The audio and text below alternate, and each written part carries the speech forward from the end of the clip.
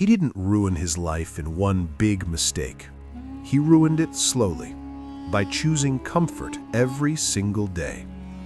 At 24, Daniel believed he was smart enough to win without suffering. He wasn't lazy, he wasn't stupid, he just hated discomfort. And back then, that felt like a harmless flaw. He had a decent job at a local logistics company in Ohio. Nothing impressive, nothing terrible. It paid the bills, it paid for his small apartment, his streaming subscriptions, his takeout food, his quiet nights scrolling through other people's lives. Every morning, his alarm rang at 6 a.m. Every morning, he snoozed it until 6:45. He told himself, "I'll wake up early tomorrow." Tomorrow became next week. Next week became next year. Daniel had dreams once, big ones. He wanted to build something of his own, a business, a skill, a life that didn't feel borrowed. In college, he used to talk about it late at night, full of energy, full of belief. People listened. Some even believed in him. But belief is loud only when life is easy. After graduation, reality showed up. Bills, responsibility, fear. And Daniel made a quiet deal with himself. I'll stay comfortable for now. I'll chase growth later. Later felt safe. Later didn't demand anything. At work, he did just enough to not get fired. When opportunities came up, extra training, leadership roles, overtime, he found reasons to avoid them. Too tired, too busy, not the right time. At night, he lay in bed with his phone glowing above his face. Motivational videos played quietly in his ears, while his life stayed exactly the same. He liked the feeling of motivation. He just didn't like the cost. His friends moved forward. One moved cities. One started a startup and failed, then tried again. One went back to school. Another worked 2 jobs and complained, but kept going. Daniel stayed. Comfort wrapped around him like a warm blanket. Soft, familiar, heavy. And slowly, without realizing it, that blanket started to suffocate him. By 27, the questions started showing up. Still at the same job? Any plans for the future? You ever think of doing more? He laughed them off, joked his way out, pretended he was relaxed, not stuck. But at night, when the noise died, the silence got loud. He felt it then, that quiet panic, that tight feeling in the chest, the fear that life was moving and he wasn't. Still, he chose comfort, because growth hurts and comfort doesn't, at least not at first. The first real crack came quietly. No drama, no explosion, just an email. Due to company restructuring, your position has been eliminated. Daniel stared at the screen longer than he should have. He read it again and again, waiting for it to change. It didn't. For the first time in years, comfort was taken from him without permission. The severance was small. The job market was cold. Rejections arrived faster than interviews. Some companies didn't reply at all. Others sent polite emails that felt like punches. We've decided to move forward with other candidates.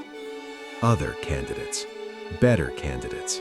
More disciplined candidates. Weeks passed. Savings shrank.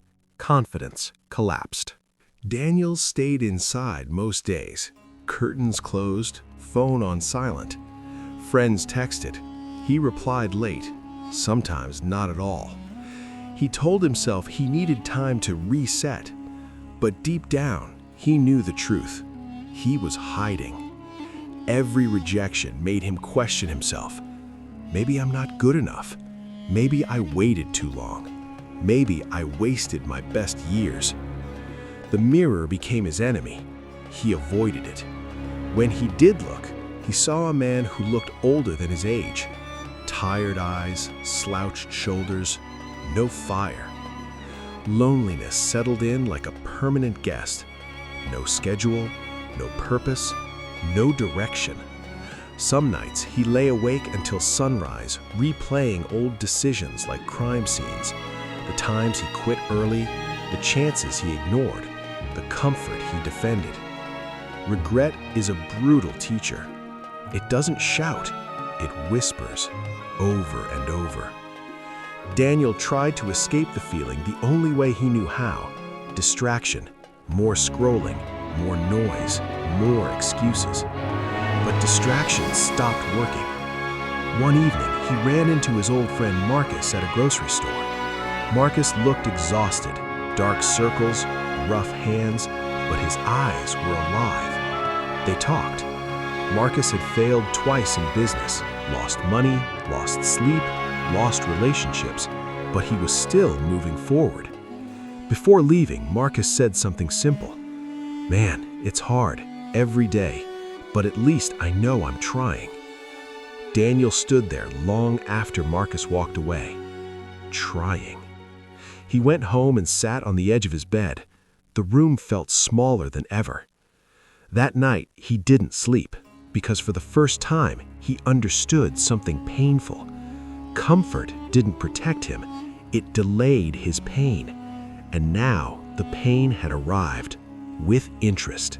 The turning point wasn't dramatic. No music, no sudden confidence, just honesty. Daniel opened a notebook he hadn't touched in years. The pages were blank. That felt symbolic. At the top of the page, he wrote one sentence: "This is my fault." His hand shook. Not society's fault, not the economy's fault, not bad luck's fault. His. That sentence hurt, but it also did something else. It gave him control. He wrote everything: the excuses, the fears, the moments he chose comfort over growth, the mornings he stayed in bed, the opportunities he avoided because they felt heavy. He didn't justify them. He didn't soften them. He faced them. Then he wrote another line: "I can't change the past, but I can stop running." The next morning, he woke up at 6 a.m., not because he felt motivated, but because he was tired of hating himself. He started small, painfully small. Daily routine, exercise, even when it sucked, learning a marketable skill for 1 hour a day, applying for jobs like it was his full-time job. Some days he failed, some days he skipped, some days the old comfort called him back.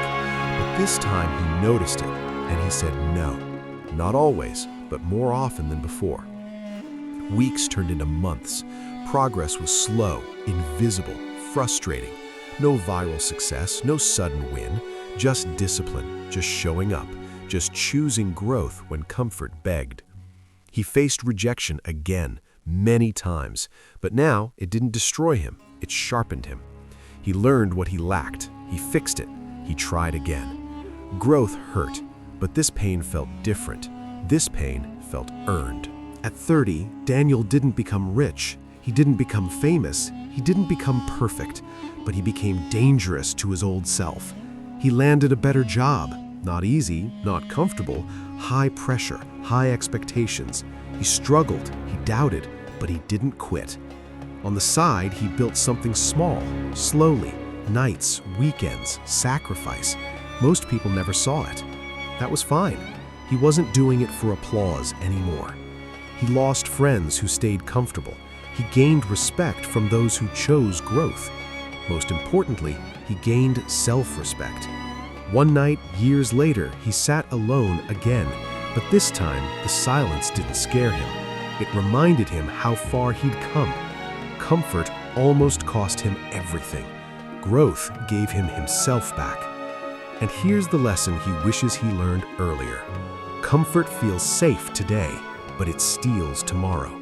Growth hurts now, but it builds a future you can stand on. You don't fall behind all at once. You fall behind one comfortable decision at